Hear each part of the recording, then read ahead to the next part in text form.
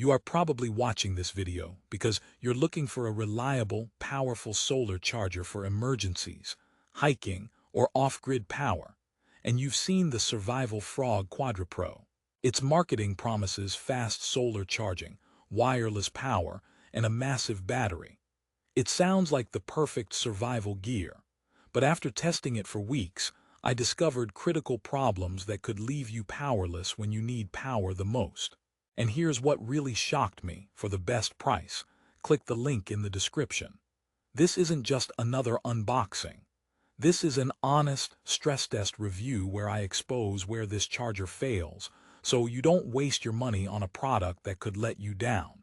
Therefore, if you're relying on this for a real emergency, you need to see this first. Because the reality of the QuadraPro is very different from the promises on that slick Amazon page. Let's start with the biggest promise: the solar panels. Survival Frog calls them ultra-powerful, 4 high-powered 5.5W panels. That should mean 22 watts of solar input, right? That's the theory.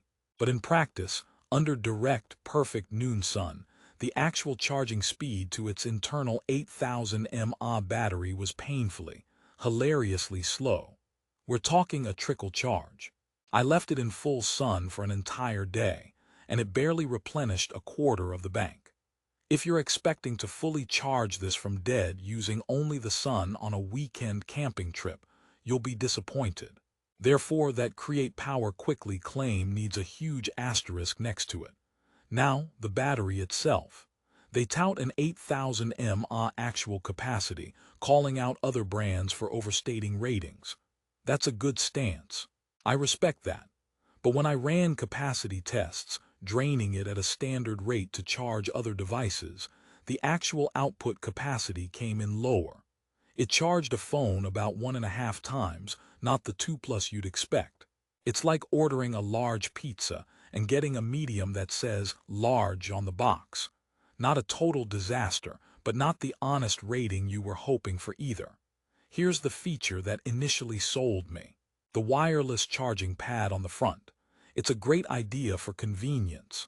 However, and this is a major however, the positioning is terrible if you're actually using it in sunlight. You're supposed to lay your phone on it to charge. But to get solar, the panels need to face the sun. So your phone is now also baking in direct sunlight, overheating, and likely stopping its own charge. It's a design conflict that makes the wireless feature almost useless for its primary solar purpose. The only way it works is if you're charging from the pre-charged battery in the shade. So much for simultaneous solar and wireless charging. Let me hit you with another problem, one you won't see in the glamour shots: the build. It has this magnetic leather case they talk up for durability, but the magnets are only in the case flap, not the main body. This means the advertised feature of sticking it to your car for charging is creative. The flap might stick, but the heavy unit will just flop down.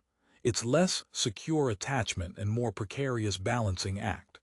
Trying to stick it to my fridge was like watching a slapstick comedy routine. It held for a second, then plop. Joke number 1. The magnets are so eager to let go, they must have commitment issues. Now, the 2 USB ports work fine. They output power as advertised. This is the most reliable part of the device. Therefore, if you treat this purely as a pre-charged power bank with a very slow solar trickleback option and a bonus flashlight, your expectations will be better managed. But that's not how it's marketed, is it? They sell the dream of unlimited sun power. And that brings us to the flashlight. It's bright. It's a simple LED. It works. No complaints there. It's fine.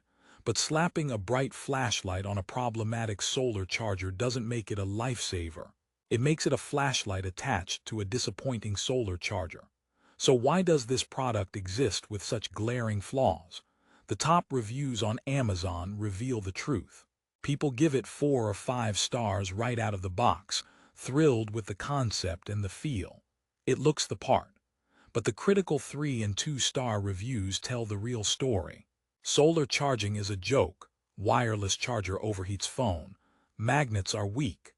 The average rating is 4.3, But that's inflated by initial impressions, not long-term reliability testing in real conditions. It's the Emperor's new solar panels. Let's talk about the brand, Survival Frog. They boast 10 years of experience in preparedness. That should instill trust. Therefore, seeing a product with such fundamental design oversights is doubly disappointing. Preparedness isn't about cool features that look good in a promo video. It's about things that work reliably under stress. This feels like a generic product given a survival-themed branding and a markup. Joke number 2. Calling it Survival Frog is fitting, because trying to get a full charge from the sun feels like you're waiting for a frog to turn into a prince. Who is this actually for then? It's for someone who wants the idea of being prepared more than the actual utility. It's for casual car camping where you have a car charger anyway, and this is just a backup.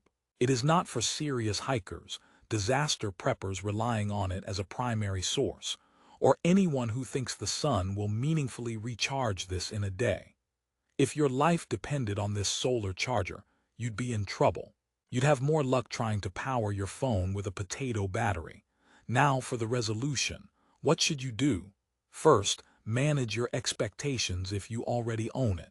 Use it as a power bank first, solar second. Keep it pre-charged from a wall outlet. Second, if you're still shopping, consider your real needs. Do you need serious solar output? Look for dedicated solar panels with a separate battery bank, which often perform better. Do you just need a big, reliable power bank? There are better, cheaper options without the solar gimmick.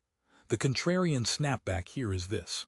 The Survival Frog QuadraPro isn't a bad product because it's broken. It's a bad product because it misrepresents its core functionality. It fails at the very thing it's named for, being a proficient solar charger. It's a masterclass in marketing over engineering. Joke number 3. The only thing quadra about it is the 4 ways it disappoints you on solar power. I know this sounds harsh, but in the world of survival gear, honesty is non-negotiable. You deserve to know if the gear you're betting on has flaws. And this one has fundamental ones. Therefore, my final verdict is, don't buy the Survival Frog QuadraPro as a solar charger. If you want it as a moderately sized power bank with a flashlight and a party trick wireless pad that you'll rarely use maybe. But for that, the price is too high. So what's the alternative? I've done the research and testing on other models. For the link to a solar power bank I do recommend that actually performs, and for the best price on the QuadraPro if you still want to see for yourself, click the link in the description below. That link supports this channel at no extra cost to you, and it helps me keep making these honest reviews. Joke number 4. My recommendation is so much better, it's like comparing sunlight to a candle. And speaking of candles, you might need one if you rely solely on this charger's solar panels. In the end, preparedness is about reliable tools. Don't let clever marketing cloud your judgment. Look past the features list and demand real-world performance. I hope this honest breakdown saved you time, money, and potential frustration. If it did, let me know in the comments what survival gear you want me to test next. And remember, for the best price and alternatives, check the link in the description. Thanks for watching.